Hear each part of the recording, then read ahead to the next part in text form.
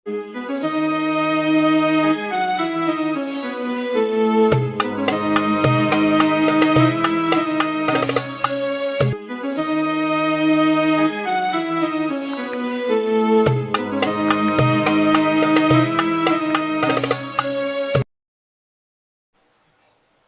kisahnya, ono pengurus masjid di ibu 800 juta. Kalau nanti tanggal jadi masjid yang Sulawesi itu ono sing duwe kasih itu kan itu 800 juta. Tanggal pulau pengurusnya. Terus itu kalau kadang-kadang mendatangkan pengajian di Nyangor bukannya mubalek boleh enggak? Pengurusnya udah ngalim, tahu sekolah yang Al Azhar, ya udah waras. Kalian waras, ya waras. Ya kita pengen rokok atau suatu. Bingung untuk duit kasih 800 kasih saldo nih. Kalau menurut hukum disiplin wakaf lil masjid itu ya milik masjid, nggak boleh dipakai sang mubal. Tapi rata-rata wakaf itu kan harus yang goblok. Pokoknya gue masjid dan yang terkait dengan masjid lagi sing mari kena wakaf yang goblok-goblok. Termasuk masalahnya masjid, nah ono pengajian. Tapi kalau di MUN jelas wakaf lil masjid itu harus untuk masjid, nggak boleh untuk yang lain. Tapi alhamdulillah, orang pakai-pakai di Indonesia rata-rata iso ngaji. Jadi yang ketika pengurus masjid untuk apa? Terserah pengurus, yang penting baik. Jadi kepenak, jadi akhirnya gue pengajian. Tapi secara ikhtiar, kalau uang masjid itu tidak boleh keluar yang dari ruang masjid.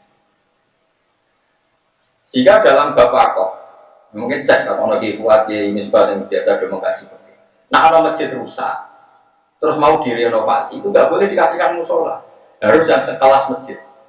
Jadi carikan masjid yang butuh, nggak boleh.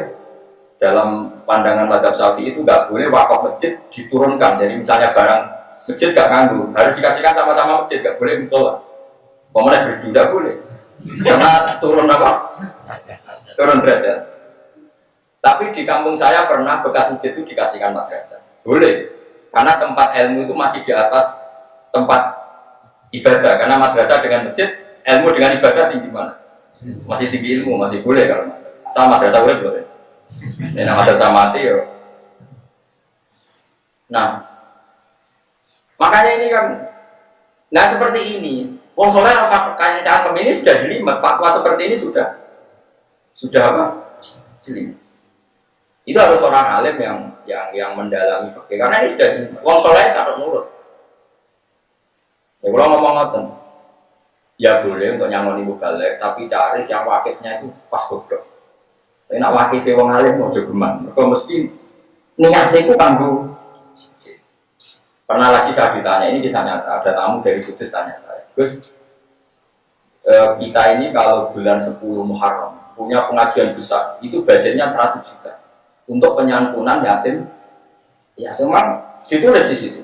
Acara penyantunan yatim piatu malam 10 Suro itu dapat uang 100. Lah ben gayeng niku nakakno kiai kon pidat.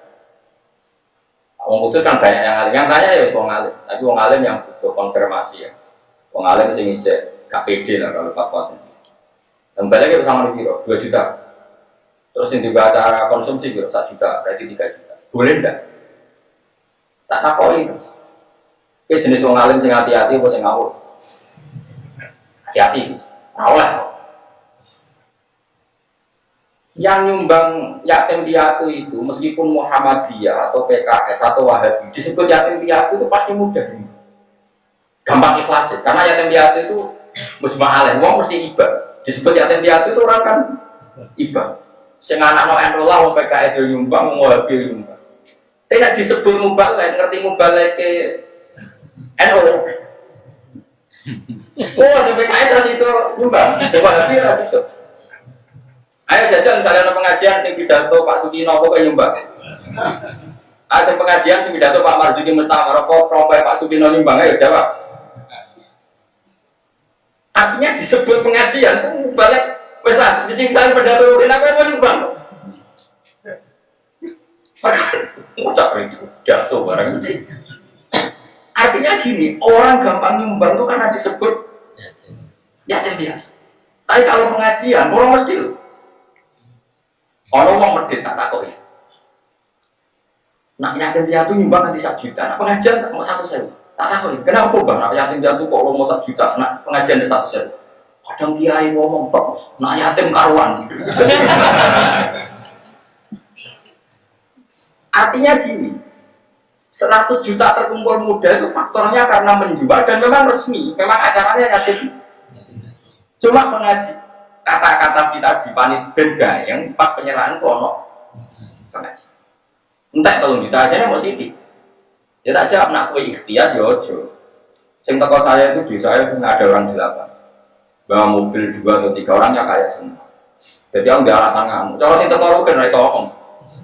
Karo dene lek jike iku wong sugih dhewe 3 juta iku jupukno sumbangan yatim piatu. Susah ya opo sing urunan 3 juta di luar jatah yatim. Kaji-kaji kandhani go pengajian urunan dhewe wong 10 ta. Dia siap.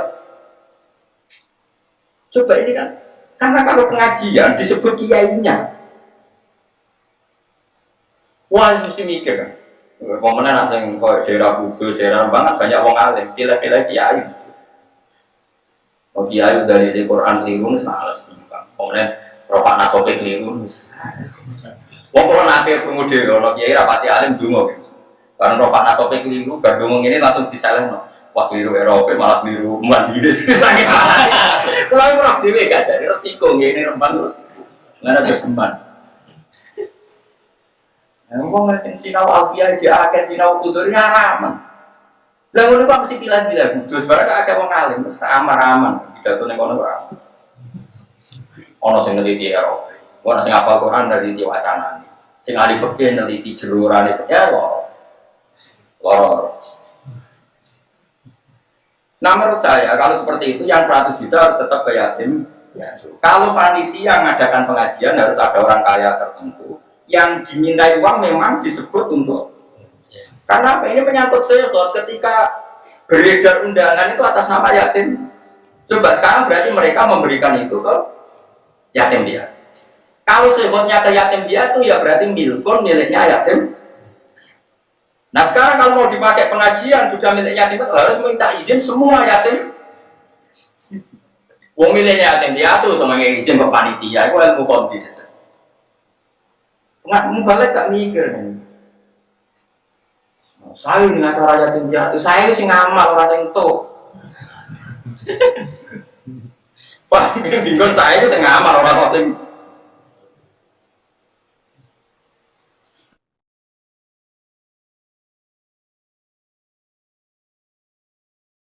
Mana yang kawas biasa ngaji aku, nabi pidato mikir. Nah cara yatim piatu, boten nih. Tekor tadi pidato tapi tak berapa tompo. Utau tak kok ipan ini atau karena bisa nggak atau sumbangan itu wanita sampai itu gak jadi ngaku tuh astagfirullah. Karena aku pengen soleh ya, tapi nak soleh ada duit. Karena tempat keramat kalau lo rakyat belum pidato lebih duit. Karena aku latihan ngono rakyat keramat kan mustaqab kalau mau minum. Saya ulang lagi ya, karena setiap akad untuk yatim piatu itu sudah pengganti sektor dari yatim. Karena kalau urusan mubalik itu sekali kiainya beda, wong itu. Oh jelas, bon. Soalnya sing seneng wong alim, ora pidato wong alim ora laku. Sing seneng tore kok agak pidato ning mursyid ya ora laku. Masyarakat gak pidato sing lucu ya ora laku. Saya jawab, wong paling alim saya Indonesia, bandingkan balik sing lucu. Kalau masyarakat yang milih sing lucu, berarti dia nyumbang demi wong lucu. Barang pengen teko wong alim duit nangis tok, kok jatuh nangis tok.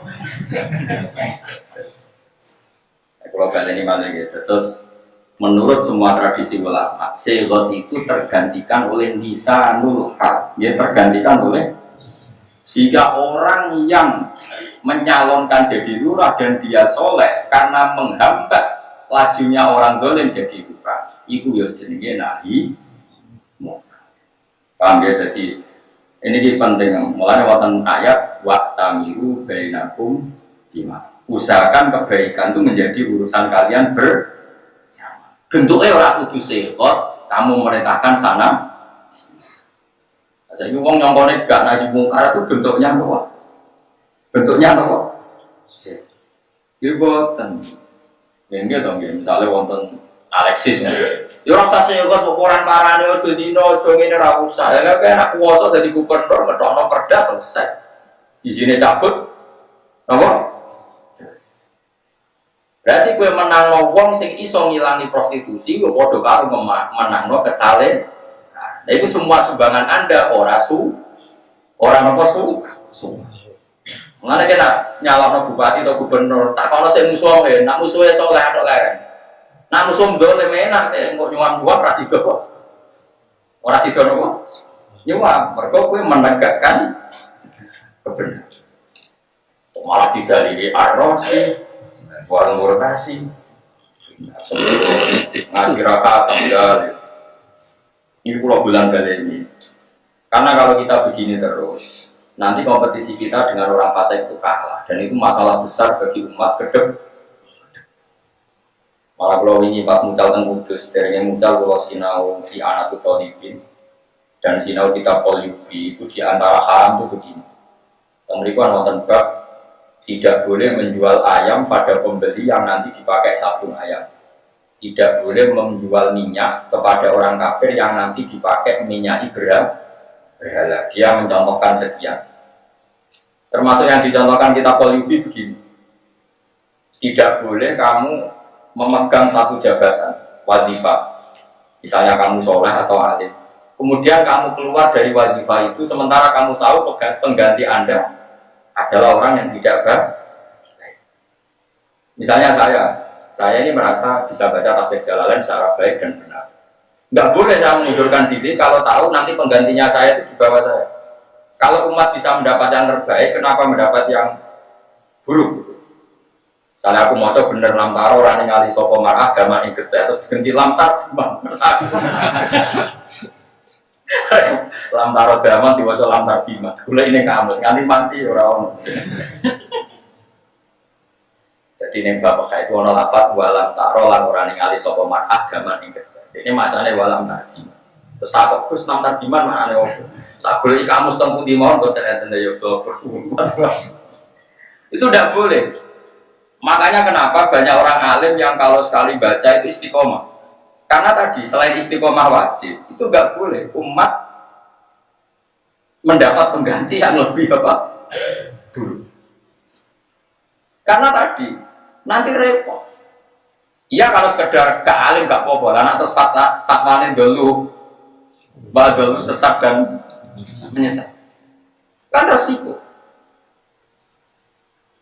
Makanya kalau suwon gitu, pokoknya nak jadi orang soleh, niku menghindari fatwa. Pertama sing masalah sing apa?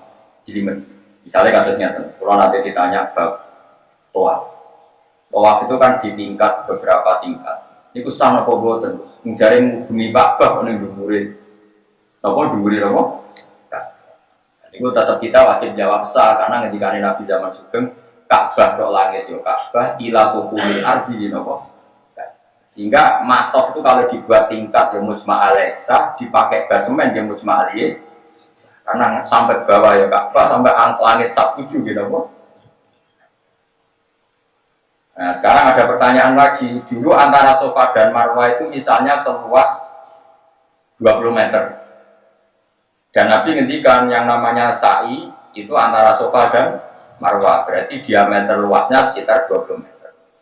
Terus sekarang pemerintahan Arab Saudi memperluas matof sampai 25 meter atau 30 meter itu sah enggak? Kalau seperti ini harus orang alim karena bilang tidak sah itu nyatanya yang memang kebutuhan harus apa? Diperluas. Bilang sah takutnya ukuran gunung ini masih pakem, masih apa? Akhirnya Arab Saudi mendengar dari ulama timbang resiko memperluas atau ningkat. Ningkat itu relatif aman karena memang hadisnya banyak tentang atas dan bawah itu hukumnya masih sama. Nah kalau seperti itu orang soleh harus sakit cangkeman. Kadang-kadang kecangkeman itu wah foto-foto ibadah kok dilarang.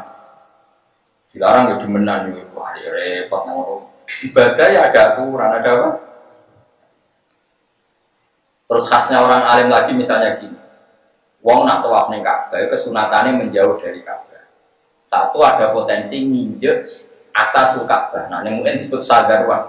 Karena kalau nginjek sagarwan Ka'bah berarti dia tidak muteri Ka'bah tapi muteri dalam Ka'bah. Terus kedua, orang tahu semua kalau kiswah itu berminyak, diminyaki. Dia ikhram, padahal pantangannya kena. Seperti ini harus orang alim, karena kalau orang soleh, para Ka'bah orang oleh itu fatwa apa? Tambah para pangeran tambah. Ora iso ngono dul, iki urusan ilmu mbok anteng promo. Tapi koyo kita itu minoritas. Seneng ada wong tua, wong malah punya politis wah. Apa bunga-bunga. Wong Ethiopia, wong itu Indonesia itu cek apik anut KPI. Selain dosokan kalah. Yo marek yo anut KPI, yo wedi dosokan. Makanya ini kan penting saya utarakan. Terus kalau suwon, nak masalah apa ini ikuti orang. Karena kalau udah alim itu repot. Fatwa. Ilmu itu jelimet. Makanya saya ulang lagi, ilmu itu jelimet. Satu, ilmu atau akad bisa diekspresikan dengan sifat. Dua, dengan akwal. Saya ulang lagi, dua dengan akwal. Jika orang-orang kaya yang jual tanah yang potensi dipakai maksiat, itu hukumnya wajib.